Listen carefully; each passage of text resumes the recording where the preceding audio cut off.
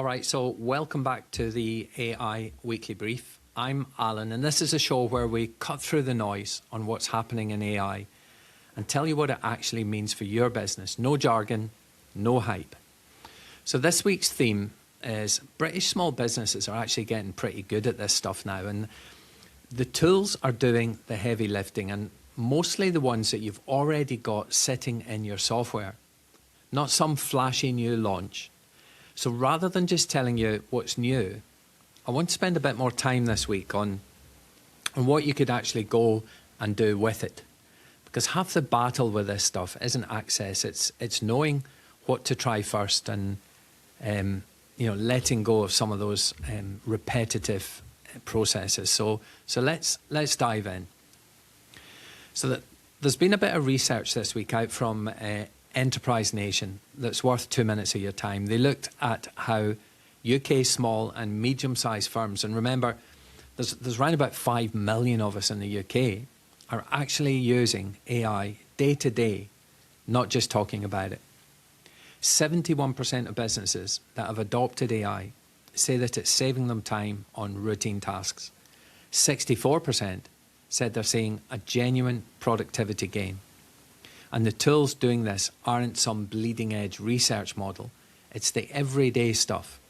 Drafting, customer support, scheduling, basic data work, the boring jobs that just eat up your week. The bit I want you to actually hear, that this isn't about replacing anyone. It's about getting an extra working day back. That's roughly what that productivity gain works out for most businesses using this properly. The equivalent of a free day every single week. Here's what I find genuinely interesting about that figure though. It's not coming from businesses doing anything clever or technical. It's coming from people that are just asking, could AI do this bit for me? People like you and me. It's about the mundane parts of their week and automation and getting AI to help. Your invoice chasing, your meeting notes, the email you've been putting off replying to properly. That's the bits worth sitting with.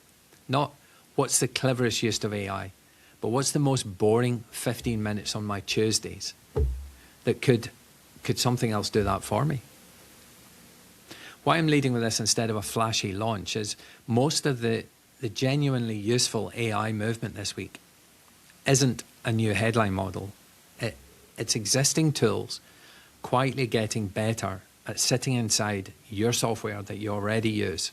Which brings me to the platforms, and I wanted to spend a little bit more time than usual on what's actually worth trying with each one of these platforms, not just what's changed. So we're going to start with Microsoft. And if you and your team run Microsoft 365, and loads of UK small businesses do, of course, two things have landed this month worth knowing about. The first is Microsoft Copilot Cowork. Went fully live for anyone within the Microsoft 365 Copilot license. So Copilot handles the longer jobs that span across a few apps and will take a while. Think about, go through this folder of supply invoices, flag anything overdue, and draft a chase-up email for each one. And it keeps working in that stuff, even if you shut down your laptop, because it runs in the cloud rather than on your machine. It's off by default, of course, so an admin has to switch it on and set a usage budget because it's built on how much you use it rather than a flat fee. So just keep an eye on that one. Secondly, and this one I think is actually a little bit more interesting, Microsoft has added Claude as a model option within Copilot Chat. So if you're already playing with Microsoft 365 Copilot, you can actually switch the engine under the bonnet to Claude. And that's useful for anything where you want a little bit more care taken, reading through a contract, summarising a long thread, that sort of thing. Now, here's the bit worth playing with. Most people use Copilot Chat for the same 3 or 4 things and then stop. Try something you haven't asked it before. Feed it last quarter's customer complaints and ask it to spot a pattern you might have missed. Or hand it a supplier contract and ask, what's the one clause here I should actually be worried about? Give it a messy pile of notes from a meeting and ask it to turn it into the next 3 steps with names against each of them. None of that's complicated, but most businesses never get past, write me an email. So the takeaway, you might not need a new subscription to get a noticeably better AI experience. It might already be sitting in your toolbar. The question is whether you've actually pushed it past the basics yet. So moving on to Perplexity. This is the same trend, different company. Perplexity has rolled its computer feature directly into Word, Excel, PowerPoint, Outlook and Teams. So rather than jumping out to a separate tab, you can ask it to analyse a spreadsheet or draft a document from your meeting notes right there inside Microsoft app. What makes Perplexity worth a proper look, if you've not used it much, is that everything it tells you comes with the source attached. So it's genuinely good for the kind of questions you'd normally Google 5 different ways. You know, what are my competitors actually charging for this? What changed in this regulation over the last year? That sort of thing. But it's done inside the document you're already working on rather than 15 browser tabs. If you're already a Perplexity subscriber, that's a bit that's worth testing this week. Not the email drafting, the actual research digging. Okay, let's move on to Anthropic. It's a quick one on Anthropic. Claude Opus 4.8, the model most people use day to day, just keeps getting steadily more reliable. And that's really the headline here. Less flashy, more dependable, which is exactly what you want for actual business use rather than demos.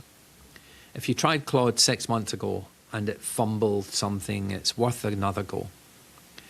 Because this is the kind of update that doesn't make headlines, but genuinely changes whether you can trust it with something real. Anthropic's also just launched a fellowship program for people early in their careers wanting to work on responsible AI access, which is worth a mention if you've got anyone junior on your team curious about this space. It's not direct business relevant, but it's a nice one to flag. So Google, briefly on Google, the Enterprise Nation research I opened was actually cites Gemini specifically, saying it can produce around a 20% productivity gain for small and medium-sized firms, which is where the extra working day in the week comes from. If you've not tried it for routine drafting of customer support tasks, that's a decent nudge to give it a proper go this week rather than a one-off play. The trick with Gemini, if you've only dabbled it, is that it's properly good at anything connected to Google Workspace. So if your business already lives in Gmail and Docs, that's where it'll feel most useful, not as a standalone chatbot. So here's 3 things you can actually do this week. And I want you to think of these less as a checklist and more as an experiment. Pick one, give it 20 minutes and see what happens. So number 1, if your business already pays for Microsoft 365 Copilot, open Copilot chat and switch the model to Claude. Don't just ask it the usual thing. Feed it something genuinely awkward, a tricky email you're not sure how to phrase, or a contract clause you don't fully trust, a pile of customer feedback you've been meaning to read properly, and see what it actually does. See if you can spot the difference. Number 2, pick one routine, one boring task this week, invoice chasing, meeting notes, customer replies, and actually hand it to whatever AI tool you've already got properly, not just a quick test. That's where most of us get that 71% efficiency gains. Time-saving figures, it's coming from that. And it only works if you commit to it for the whole week rather than dabbling in it once and giving up. Number 3, if you're already a Perplexity subscriber, try its computer feature inside Word or Excel this week. Instead of jumping out to the website, ask it something from within the source it's attached to. Bit of market research, a competitor check, a regulation question, and see if it actually saves you the app switching promises. The thread running through all three of these is stop asking, what can AI do in the abstract, and start asking, what's the most annoying thing on my desk right now?